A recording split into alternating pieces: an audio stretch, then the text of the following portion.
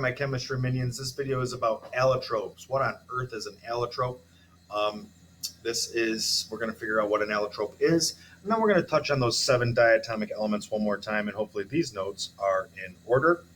I love this picture. It's the same but different. Allotropes of carbon. Again, picture from vocab. Okay. Graphite, charcoal, and diamond are all allotropes of carbon. What that means is they're different forms of the same element with completely different characteristics because of their structure in space. Okay. Only one atom is present in each of these examples. The only difference is their arrangement in space.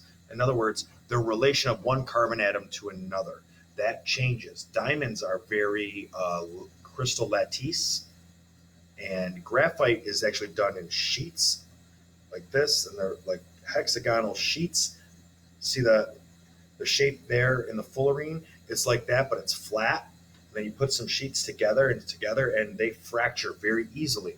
You've broke the tip of a pencil. You've sharpened it. You've felt it. It's kind of soft. It leaves a residue when you write. It leaves something behind.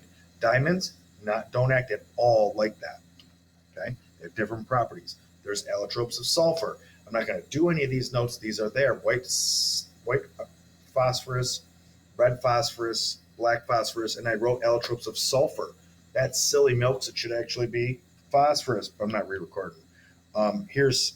These are sulfur.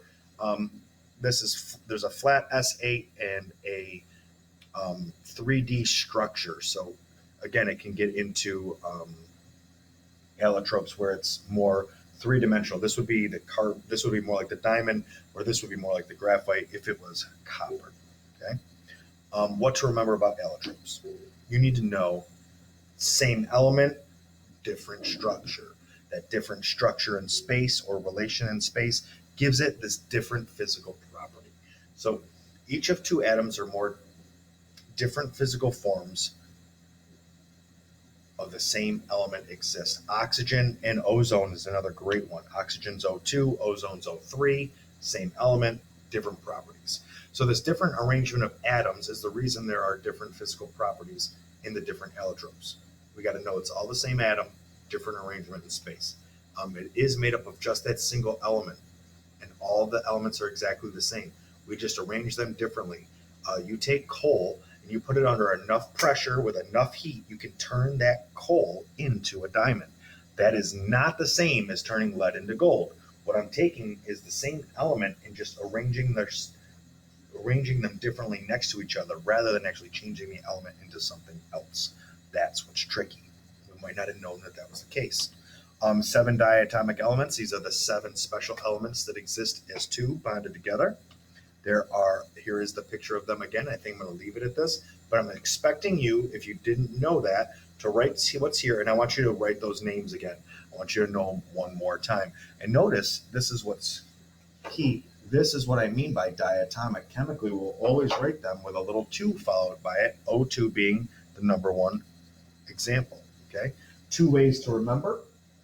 You pick 7H Club or Hofbrinkel. Remember, 7H Club is start at element 7 and make a 7, add in H, and notice that it is, I believe, 7 elements too.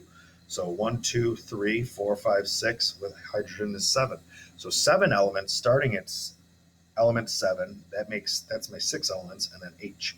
So however you remember it, those are my 7 diatomics, and I believe we are done with allotropes. Good, quick and easy. Next video is probably going to be pretty long. Sorry about your luck.